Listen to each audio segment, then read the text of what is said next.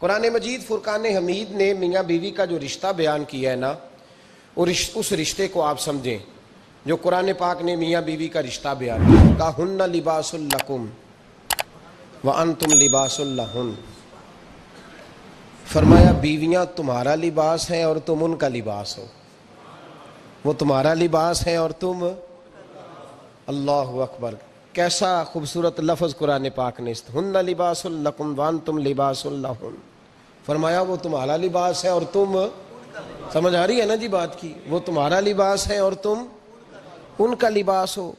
تین خوبیاں تو ہر لباس میں ہوتی ہیں، تین چیزوں کے لیے لباس پہنا جاتا ہے، تین چیزیں، تین قسم کی آسائشیں لباس میں پائی جاتی ہیں، اس پر تو تمام مفسرین کا اتفاق ہے۔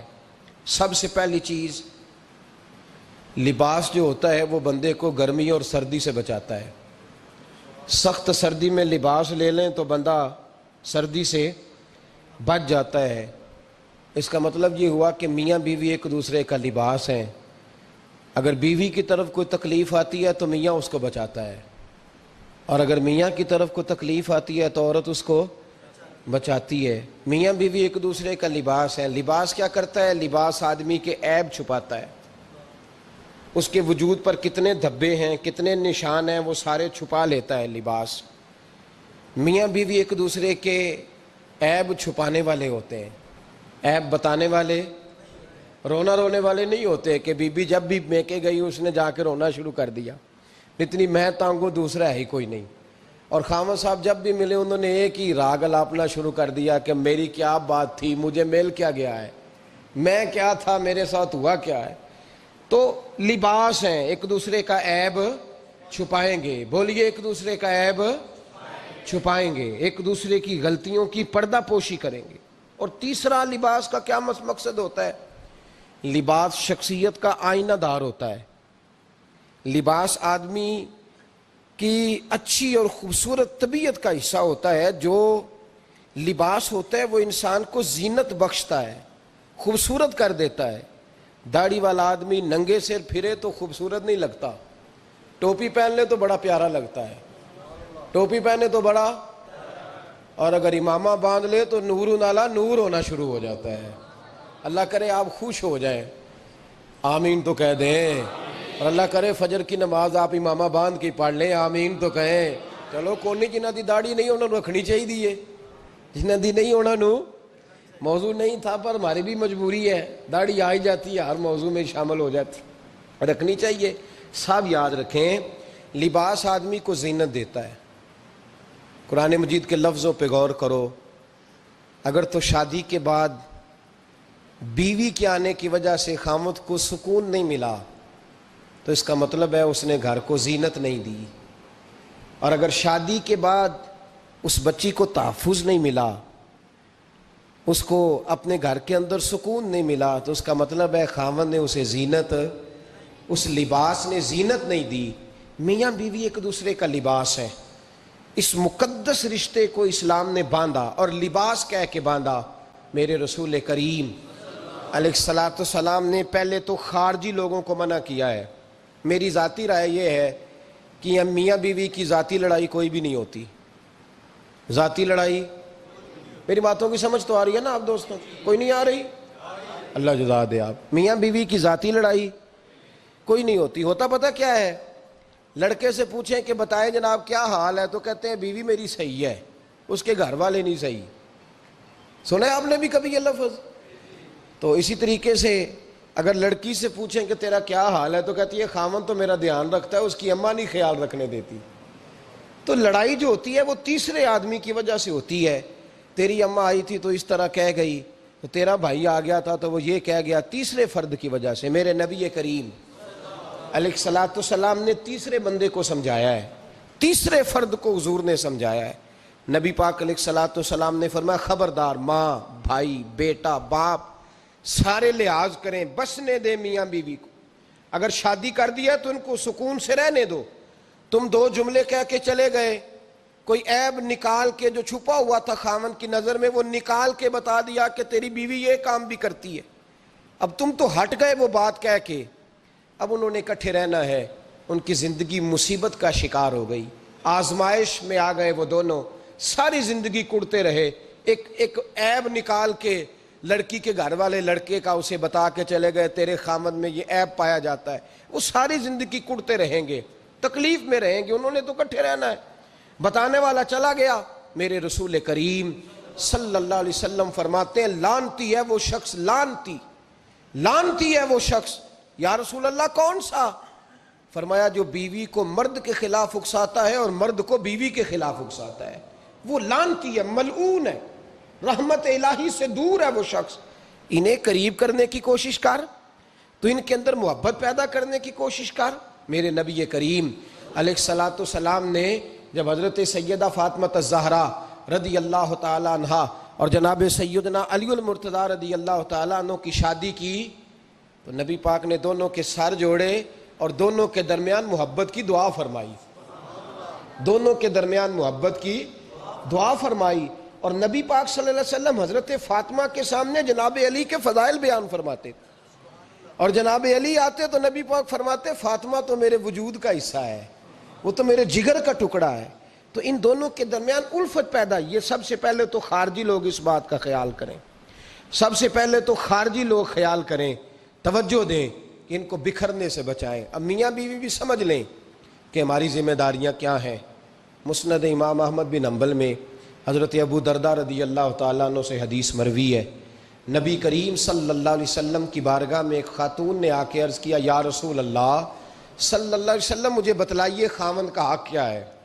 یہ جو حدیث سنانے لگا ہوں نا، یہ بیٹی کو سنانی ہے، جا کے یہ ٹیلی فون کر کے بہن کو سنانی ہے، صرف بیوی کو سنانے کی نہیں ہوتی یہ چیزیں۔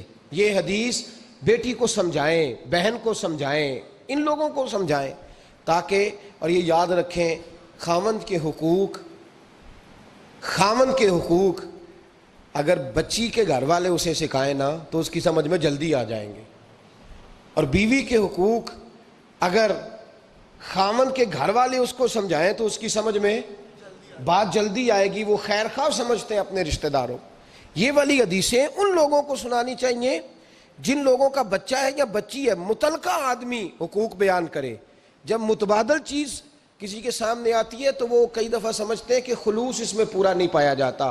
حضرت ابو درداء رضی اللہ تعالیٰ عنہ فرماتے ہیں ایک خاتون حضور کی بارگاہ میں آئی، عرض کرنے لگی یا رسول اللہ صلی اللہ علیہ وسلم میں نکاح کرنا چاہتی ہوں، شادی کرنا چاہتی ہوں، مجھے بتلائیے خاوند کا حق کیا ہے، اگر تو میں ادا کر سکتی ہوں تو میں نکاح کروں ورنہ میں اس کام سے بچوں۔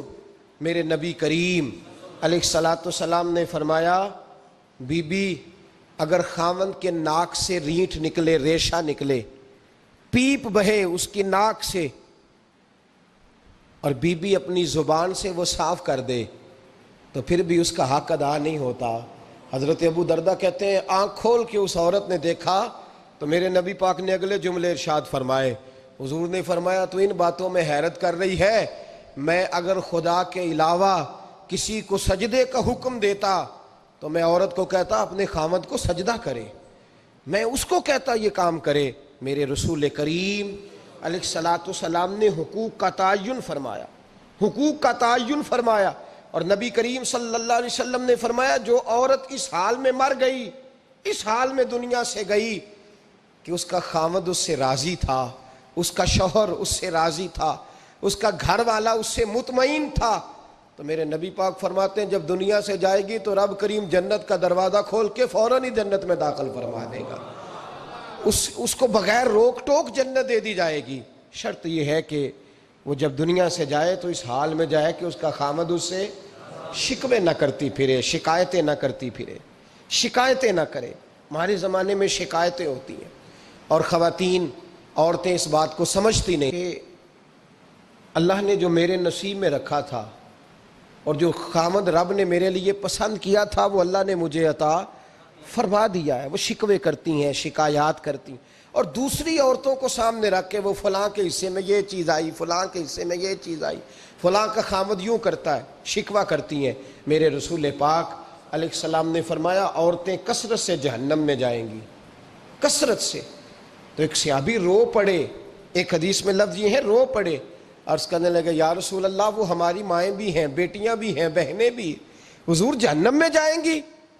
نبی پاک صلی اللہ علیہ وسلم نے فرمایا ایک تو وہ عیب جوئی کرتی ہیں، غیبتیں کرتی ہیں، دوسرا رب کا شکر ادا نہیں کرتی، اور تیسرا فرمایا اپنے خامند کا بھی شکریہ ادا نہیں کرتی، بات بات پہ ناشکری کرتی ہیں، بات بات پہ ناشکری کرتی، اس سبب سے جہنم میں جائیں گے۔ عورت کے حقوق کا تعین فرمایا، اور ساتھ ہی میرے رسول پاک علیہ السلام نے مرد کی طرف توجہ فرمائی، اور کیا خوبصورت لفظ ارشاد فرمایا تم میں ہر آدمی اپنے آپ کو اچھا سمجھتا اور اچھا کہتا ہے، ہر آدمی کہتا ہے، لیکن کوئی اگر مجھے آ کے پوچھے گا کہ محبوب آپ کی امت میں اچھا کون ہے، تو حضور فرماتے ہیں میں اسے اچھا سمجھوں گا جو اپنے گھر والوں کے حق میں اچھا ہے، جو اپنی بیوی خیرکم لأہلہ، تم میں سے بہترین وہ ہے جو اپنے گھر والوں کے لیے اچھا ہے، اور فرمایا جاؤ میرے گھر جا کے پوچھ لو وانا خیرکم لأہلی، میں تم سب سے زیادہ بڑھ کر اپنے گھر والوں کے لیے اچھا ہوں،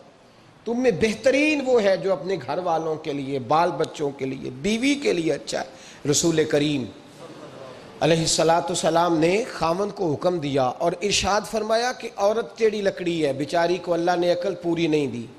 ایک بچہ چھوٹا ہوتا ہے، ہمیں پتہ ہوتا ہے کہ اس کا شعور پورا نہیں، اگر کوئی غلطی کرے تو کیا اسے نکال دیا جاتا ہے گھر سے؟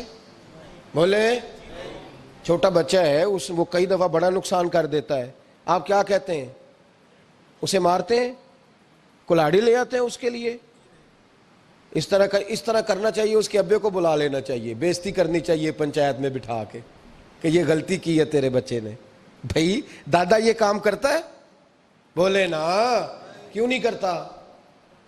وہ کہتا ہے ہمارا بچہ نہ سمجھ ہے، اپنا پوتا ہے، ہمارا اپنا ہے، اگر ہم اس کا ایپ باہر نکالیں گے تو بڑا کام غلط ہو جائے۔ لیکن وہی ابا جی جب بہو کوئی غلطی کر بیٹھتی ہے تو پنچایت بلاتے ہیں، لوگوں کے سامنے معاذ اللہ تعالیٰ بڑی کڑوی کسیلی باتیں کرتے ہیں، ایسی باتیں کرتے ہیں کہ جو ان کی بیٹی کے بارے میں کہی جائے تو وہ کبھی پسند نہ کریں، اتنے سخت جملے کہے جاتے ہیں، بیٹی والے کو رسوا کیا جاتا ہے۔ میرے نبی کریم علیہ السلام نے فرمایا یہ ٹیڑھی لکڑی ہے، بیچاری کو اللہ تبارک و تعالیٰ نے اپنی حکمت کے تحت عقل عادی عطا فرمائی ہے، تم اگر چاہو گے سیدھی کرنا تو یہ ٹوٹ جائے گی، سیدھی نہیں ہوگی۔ حضور کیا کریں؟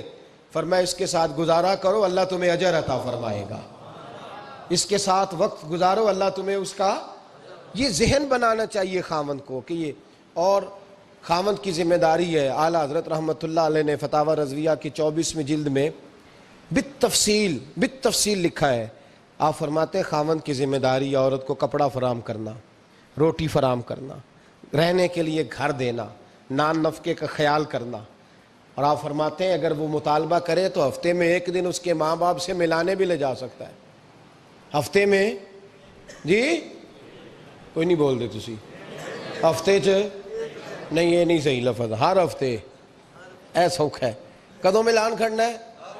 پاویں نہ بولو، گل جڑی سچی ہو تے سچی ہے، ملان کدوں لے جانا ہے؟ اچھا اپنی اماں نو روز ملدا ہے سویرے شام، تے وہ کہندی مینوں بھی اماں نو ملا لیا، تے کہندا روز نہیں جائیدا، تو تم ہی نہ ملا اپنی اماں نو روز بھائی۔ لیکن اعلیٰ حضرت فرماتے ہیں ہفتے میں ایک دفعہ ماں باپ سے، بولے،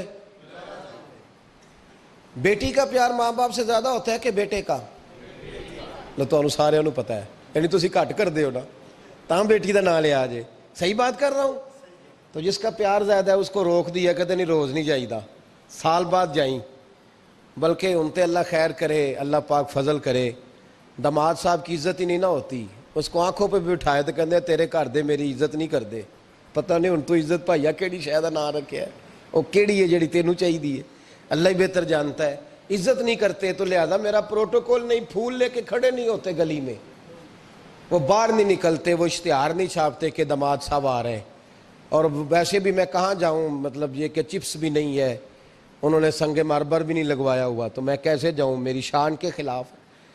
اعلیٰ حضرت فرماتے ہیں ہر ہفتے وہ بیٹی جو ہے، تو بیٹیاں بیٹیاں ہوتی ہیں، اور یہ تو اس دن پتہ چلتا ہے نا جب اپنی بیٹی بندہ ڈولی میں ڈالتا ہے، پھر پتہ چلتا ہے کہ دل کرتا ہے ہر ہفتے اس کو ملنے کو، دل کرتا ہے کہ وہ آئے، چہرہ دکھائے، ایک دفعہ مل جائے، ہر ہفتے اس کو ملوانے لے کے جائے، اس کی غلطیاں معاف کرے، اس کے عیبوں پہ پردہ ڈالے، اس کی کوتاہیوں کا خیال کرے، اس سے درگزر کرے، میرے نبی کریم صلی اللہ علیہ وسلم نے فرمایا میں اپنی امت کو حکم دیتا ہوں کہ اپنی بیوی سے بغض نہ پالنا، بغض نہ پیدا کرنا، کوئی غلطی کرے تو بغض نہ پیدا کرنا، بغض نہ رکھ لینا سینے میں کہ تو ہے ہی ایسی، تو ہے ہی، بغض نہ پالنا۔ اور کیا خوبصورت لفظ ہیں حضرت خدیجہ الکبریٰ کے سرتاج کے، اور کیا لفظ ہیں جناب سیدہ آمنہ کے لال کے۔ میرے نبی پاک فرمانے لگے اگر تمہیں اپنی بیوی کی کوئی عادت ناپسند ہے تو غور کر لو، ڈھونڈ لو، اس میں ایسی بھی عادت تمہیں ضرور مل جائے گی جو تمہیں بڑی پسند ہوگی۔ ڈھونڈ لو، غور کر لو، مل جائے گی، کوئی ایسی بھی مل جائے گی جو تمہیں بڑی پسند ہوگی، وہ بھی تمہیں مل جائے گی۔ ڈھونڈو تو صحیح، تلاش تو کرو، بغض کی اینک نہ لگانا، بغض کی اینک لگا کے دیکھو گے تو کچھ نہیں ملے گا۔ نبی رحمت سید عالم صلی اللہ علیہ وسلم، پہلی بات یہ ہے کہ اللہ کے حبیب نے تعین فرمایا، اور پھر عملی طور پر حضور نے وہ چیزیں کر کے دکھائیں